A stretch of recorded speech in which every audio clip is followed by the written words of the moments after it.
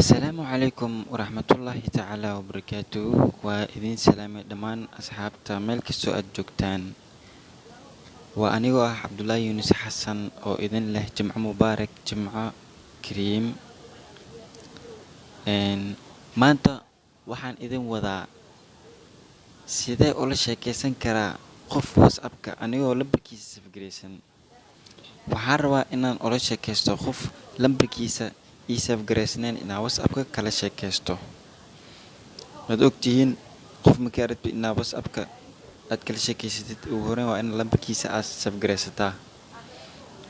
Marka waxaa idin wadaa sida aad ula sheekeysan lahaydeen qof lambarkiisa ii safgareysnayn WhatsApp-ka inaad ula sheekeysatid. Okay, waxaan idinka codsanayaa inaad subscribe ii saartaan, like aad igu caawisaan. Mid kale waxaa muhiim ah wixii tabasho ah inaad igu soo dirsataan commentiga. Insha Allah waan idin soo jawaabi doonaa, waan idin caawin doonaa sidaad markasta ii caawisaan. Okay, waxaan ku isticmaalayaa GB WhatsApp. Ugu horreyn aan soo furo GB WhatsApp-ka. Markuu ii soo baxo hadda jatiska hadda qof ii saaran ma laha, qof aan la sheekeystay ma laha. Marka qof aan rabaa marka inaan la sheekeysto mana ii safgareysna lambarkiisa.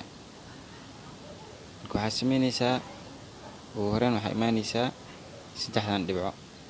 Markaad imaado kadib waxaad raadinaysaa meesha ku qoran tahay message number, waana tan waad ku dhufanaysaa. Waxaa kuu soo baxay phone number. Phone number-kan waxaan ku qorayaa marka qofka aan rabo inaan la sheekeysto lambarkiisa bis, laakiin waxaa raacsiinayaa koodka zip code-ka oo dalka aad joogtid. Dal walba wuxuu leeyahay zip code. Koodka Soomaaliyan waa 252. Kadib lambarka raacsiinaya 6 hal 8 98 67 24. Ujeedaan 6 waxaan leeyahay message.